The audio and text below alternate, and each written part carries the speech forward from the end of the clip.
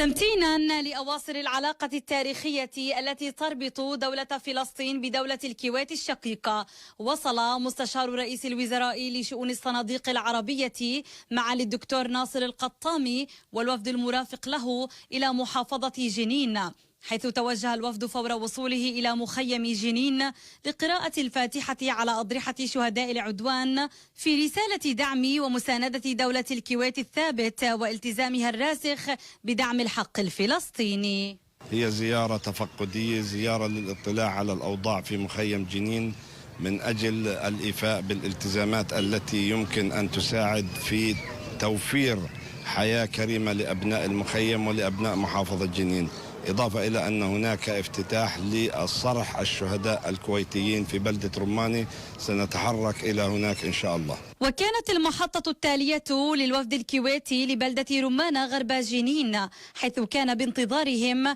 حشد مهيب من المؤسسات الرسمية والأهلية والشعبية لافتتاح النصب التذكاري للشهداء الكويتيين الذين استبسلوا في الدفاع عن الشعب الفلسطيني، إلى جانب إزاحة الستار عن حجر الأساس لمجمع الشهيد فهد الأحمد الصباح الطبي. جينا لافتتاح النصب التذكاري لشهداء الكويت الذين دافعوا عن شرف الأمة العربية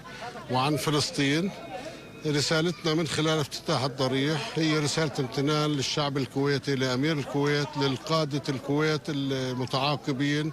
اللي هم نظروا أنفسهم لدعم القضية الفلسطينية سياسيا وماديا سابقا ولاحقا، ولا زالوا في الخندق الأول في الدفاع عن فلسطين. طبعا قمنا بافتتاح هذا وعمل هذا النصب التذكاري في لمسة وفاء إلى الشعب الكويتي وشهداء الكويت على ما يقدموه للقضية الفلسطينية وعلى ثوابتهم الثابتة اتجاه الشعب الفلسطيني واحتضانهم السابق للأخ القائد الرمز الشهيد أبو عمار في انطلاق حركة التحرير الوطني الفلسطيني فتح عام 1965. وتأتي هذه الجولة للوفد الكويتي لمحافظة جنين لتعميق التضامن العربي ووحدة الصف وللتأكيد على علاقة الأخوة والمصير المشترك ما بين فلسطين والكويت ومواقفها المشرفة على الصعيدين الرسمي والشعبي في دعم القضية الفلسطينية والحق الفلسطيني. وخلال محطات جولة الوفد الكويتي تم استعراض العلاقات التاريخية بين البلدين وما تشهده من تطور في كافة المجالات،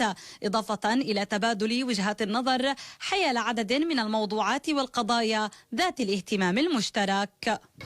تؤكد هذه الزيارة الأخوية على المكانة الكبيرة التي يحظى بها الفلسطينيون في قلوب أشقائهم الكويتيين، حيث العلاقات المتينة والتنسيق والتشاور المستمر بين قيادة البلدين الهادفة لتحقيق مصلحة الشعبين الشقيقين. من بلدة رمانة غرب محافظة جنين، أمني بلالو، تلفزيون فلسطين.